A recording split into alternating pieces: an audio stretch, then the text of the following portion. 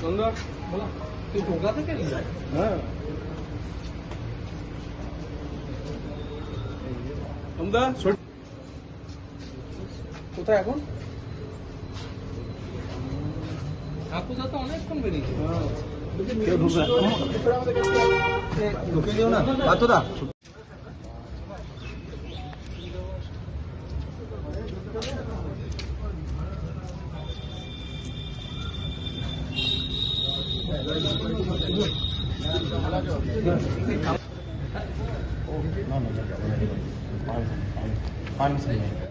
মাননীয় মুখ্যমন্ত্রী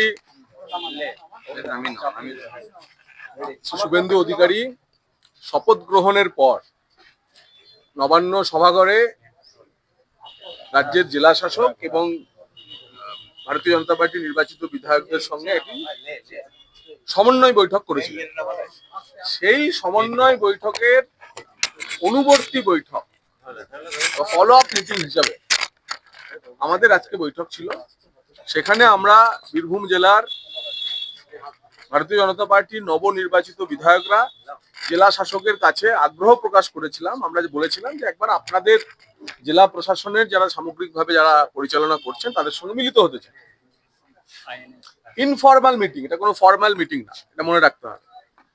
তো সেই কারণে তিনি আজকে একটা ব্যবস্থা করেছিলেন এবং আমরা জেলার বিভিন্ন বিষয় নিয়ে আমরা চর্চা করলাম, আলোচনা করলাম এবং মাননীয় মুখ্যমন্ত্রী সেদিনকার সভাঘরের বৈঠকেই পরিষ্কার যেটা বলে দিয়েছিলেন যে রাজ্যে এবার উন্নয়নের অভিমুখ হবে বিধায়ক কেন্দ্রিক উন্নয়ন, অর্থাৎ বিধায়করাই রাজ্যের বিভিন্ন প্রান্তের তাদের নিজস্ব এলাকার উন্নয়নের অভিমুখ ঠিক করবেন তাদের সংশ্লিষ্ট এলাকায়।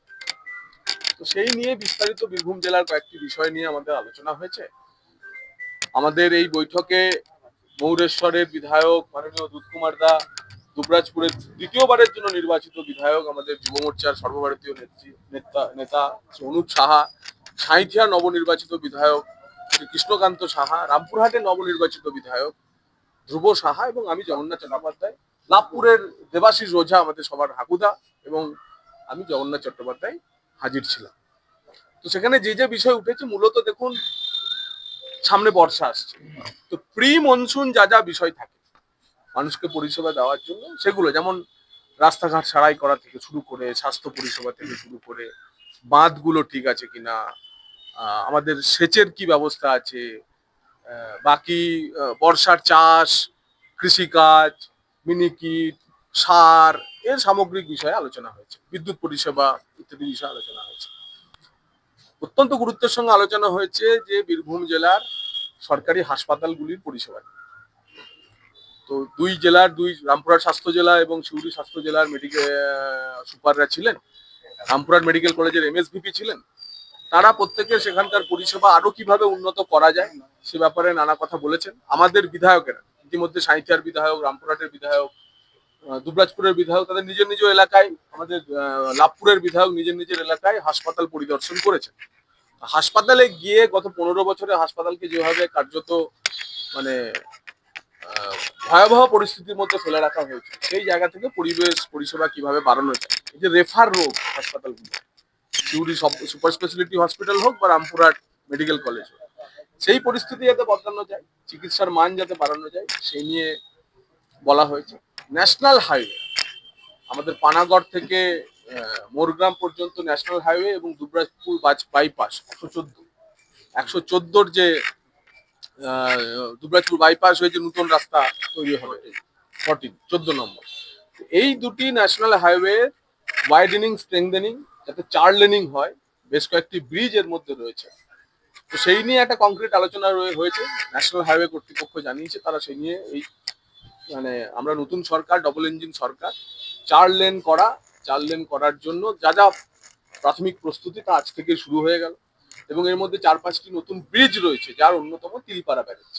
তিলপাড়াতে নতুন ব্রিজ তৈরি করার যে বিষয় তার নিয়ে নীতিগত সিদ্ধান্ত হলো। সেই নিয়ে আমরা এবার কলকাতা দিল্লি করব যাতে তিলপাড়াতে নতুন ব্রিজ তৈরি করা যায়। শুধু তিলপাড়া না, দুবরাজপুর আছে, রামপুরহাট আছে, এরকম 5টি ব্রিজ এর মধ্যে রয়েছে যেটা মেজর নতুন করে তৈরি করা হবে। এর বাইরে সিউড়ি সুপার স্পেশালিটি মেডিকেল কলেজের যে পিপিপি মডেলের যে কথা ছিল, সে প্রজেক্টটি স্ক্র্যাপ করা হলো, সেটা সেলফ করে দেওয়া হলো, সেটা আর কোনো অস্তিত্ব থাকছে না। আমরা পূর্ণাঙ্গ মেডিকেল কলেজ তৈরি করার জন্য আমরা বলেছিলাম, সেরকম পূর্ণাঙ্গ মেডিকেল কলেজ তৈরি করার জন্য আমরা আজ থেকে প্রয়াস শুরু করলাম। অন্য কোনো মডেলে যদি যেতে হয়, কোনো রেপিউটেড ফার্ম তারাই এসে এই কলেজ করতে পারে, কিন্তু যেভাবে পাথর মাফিয়া বালি মাফিয়াদের হাতে এই কলেজ তুলে দেওয়া চলছিল তা বাতিল করা হলো। রামপুরহাট মেডিকেল কলেজ হাসপাতালের কিছু পরিষেবা সংক্রান্ত বিষয়ে স্থানীয় বিধায়কের কিছু পর্যবেক্ষণ ছিল, সেগুলোকে অ্যাড্রেস করা হয়েছে এবং বিশেষ করে রামপুরহাট হাসপাতালের ওটি, সেই ওটি পরিষেবা নিয়ে বিশেষ ব্যবস্থা করা হয়েছে। রামপুরহাটে বাইপাস, রামপুরহাট শহর থেকে শুরু করে এত জ্যাম হচ্ছে যে হয় রোড ওভারব্রিজ দিয়ে পুরোটা কানেক্ট করা হোক, অথবা রামপুরহাটে ওয়াইডনিং করা হোক, রামপুরহাট বাইপাস তৈরি করা হোক। এই প্রপোজালটা এনএইচ দেখবে বলেছে। আমাদের আবদারপুর যে আরবি, সেই আবদারপুর আরবিতে রেল লাইন এর উপরে যে গার্ডার বসার কথা, তার অ্যাপ্রুভাল চলে এসছে, সেইটা দ্রুত আর 3-4 মাসের মধ্যে সেই কাজও সম্পূর্ণ হয়ে যাবে। সেই কাজটা নিয়েও একটা চূড়ান্ত সিদ্ধান্ত হয়েছে। এবং এর পাশাপাশি আর সিউড়ি শহরে, সিউড়ি, রামপুরহাট, সাঁইথিয়া, নলহাটি এবং দুবরাজপুর, এই পুরসভার পুরো পরিষেবা নিয়ে আমরা সরকারি অফিসারদের বিশেষভাবে নজর দিতে বললাম এবং জেলা শাসক, এডিএম, জেলা পরিষদ, এডিএম, পঞ্চায়েত, এদেরকে বলা হয়েছে যে বিভিন্ন জায়গাতে গ্রাম পঞ্চায়েতের প্রধানরা আর অফিস আসছে, পঞ্চায়েত অফিস নিয়মিত খুলছে না, কিন্তু পুরো পরিষেবা তো চালিয়ে দিতে হবে। তাই সরকারি অফিসাররা, পঞ্চায়েত সমিতির ক্ষেত্রে এক্সিকিউটিভ অফিসাররা এবং অন্যান্য ক্ষেত্রে নির্মাণ সহায়ক, পঞ্চায়েত সেক্রেটারি, তারা উদ্যোগী হয়ে পঞ্চায়েতের পরিষেবা চালু করবে। আমরা এর ফলো আপ মিটিং হিসাবে আমরা প্রয়োজনে এসডিও, বিডিও এই লেভেলে বৈঠক করব। আমরা বলেছি যে কোনো জায়গায় দেখেন যদি পুরো পরিষেবার ক্ষেত্রে ব্যর্থ হচ্ছে পুরো প্রশাসন, সেক্ষেত্রে কোনো সিনিয়র ডেপুটি ম্যাজিস্ট্রেট লেভেলের কোনো অফিসারদের সেই পুরসভাগুলির দায়িত্ব তুলে দিন, কারণ মানুষকে পরিষেবা দিতে হবে। 8 মাস চুরিও করা যাবে না। তৃণমূলের কালচারে তো চুরি না করে পরিষেবা দেওয়ার সংস্কৃতি এদের নেই। এদেরকে দুটো আলো জ্বালাতে গেলে 4টে আলো টাকা চুরি করতে দিতে হবে, সেটা আমরা দেব না। তো সেই কারণে সরকারি অফিসারদের আমরা বলেছি এই দায়িত্ব নেওয়ার জন্য।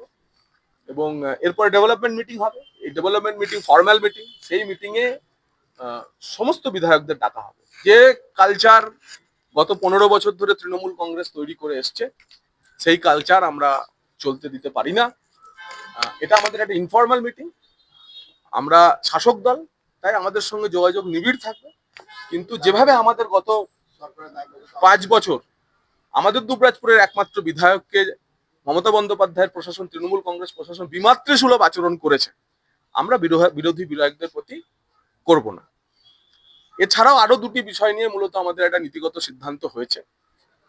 এক, মাননীয় মুখ্যমন্ত্রী যাবতীয় টোল গেট এবং ফেক ডিসিআর বন্ধ করতে নির্দেশ দিয়েছিলেন। আজকে আমরা সিদ্ধান্ত নিয়েছি যে আজকে আমাদের বীরভূম জেলাতে সরকার ডিসিআর তুলবে এবং সেই চেক গেটগুলিতে শুধু ল্যান্ড ডিপার্টমেন্টের অফিসার থাকবে না, ল্যান্ড, পুলিশ, এমভিআই এবং ম্যাজিস্ট্রেট, এই 4টি দপ্তর মিলে একসাথে বসে মাইকে ঘোষণা করে সরকার এখান থেকে ডিসিআর কালেকশন করছে, ঘোষণা করে ডিসিআর কালেকশন হবে। 15 বছর যা চলেছে তা চলবে না।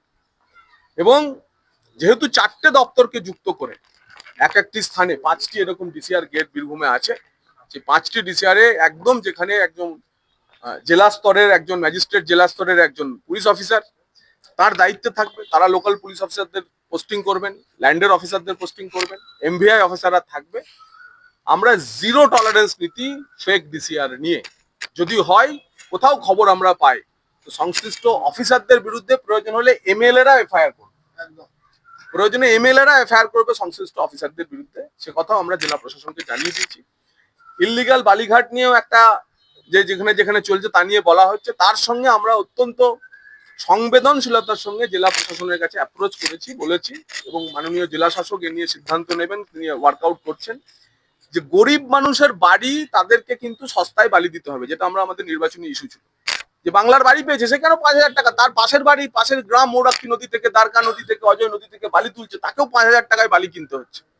তাকে সস্তায় বালি দিতে হবে গরিব মানুষকে, 1,000 টাকা 2,000 টাকা সেটা কিভাবে দেওয়া যায়? তো আমাদের জেলা প্রশাসন জানিয়েছে মুরারও এরকম একটা তারা পাইলট করেছেন, তাতে সাকসেসফুল ছিল, এবং বীরভূম এটা নিয়ে একটা মডেল হোক যে গরিব মানুষের বালি, সস্তায় বালি জেলা প্রশাসন ব্যবস্থা করবে, তারও একটা মেকানিজম ওয়ার্কআউট হচ্ছে। তো আর একই সঙ্গে ডেউচা পাচামির যে এত বড় ধাপ্পাবাজি, সে ডেউচা পাচামির ধাপ্পাবাজি নিয়ে আমরা 3টি বিষয় জেলা প্রশাসনের কাছ থেকে বলেছি যে আপনারা সেগ্রিগেট করুন, তারপরে এ নিয়ে মাননীয় মুখ্যমন্ত্রী এবং উচ্চ স্তরে সিদ্ধান্ত হবে। এক, চাকরি যারা পেয়েছে, ল্যান্ড লুজার যারা আছে, যারা নথিভুক্ত হয়ে আছে প্রায় 5,000 লোক, তার মধ্যে ট্রাইবাল আর নন ট্রাইবাল কত? ট্রাইবাল ল্যান্ডে প্রজেক্ট হচ্ছে আর নন ট্রাইবালরা বেনিফিট নিয়ে বেরিয়ে যাচ্ছে, এ চলতে পারে না। প্রথম আমরা বলেছি ট্রাইবাল নন ট্রাইবাল সেগ্রিগেশন করুন। দ্বিতীয় বলেছি অ্যাবসেন্টি ল্যান্ডলর্ড, আর যে সময়ে প্রজেক্ট ঘোষণা হয়েছে সেই সময় থেকে এখনো পর্যন্ত পর্চায় নতুন করে নাম উঠেছে, মিউটেশন কনভার্সন হয়েছে, যেটা আপাতত বন্ধ, তারপরে উঠেছে। তো এই অ্যাবসেন্টি ল্যান্ডলর্ড আর হঠাৎ করে পর্চায়, হঠাৎ করে মিউটেশন, হঠাৎ জমিদাতা, এই হঠাৎ জমিদাতাদের তালিকা তৈরি করুন। আর যারা কাজ পেয়েছে তাদের মধ্যে কতজন স্থানীয়, পাট্টা, বিশেষ করে পাট্টার মাধ্যমে যারা কাজ পেয়েছে তাদের মধ্যে কতজন স্থানীয় আর কতজন কলকাতা, বর্ধমান, হুগলির লোক পাট্টা পেয়ে এখানে চাকরি করছে, তার 3টে তালিকা তৈরি করুন। এই 3টে তালিকা তৈরি করার পর যারা কাজ পেয়েছেন তাদের ভবিষ্যৎ নিয়ে সিদ্ধান্ত নেব, এবং বাকি এখানকার এই প্রজেক্টের কি অবস্থা, কি হবে না হবে তা নিয়ে আমরা নীতিগত সিদ্ধান্ত নেব। এই আলোচনা আপাতত হয়েছে, আমরা নিয়মিত বসবো এবং এই নিয়ে যেমন যেমন বিষয় এগিয়ে আসবে আমরা সেই বিষয় সেভাবে এগিয়ে নিয়ে যাবো।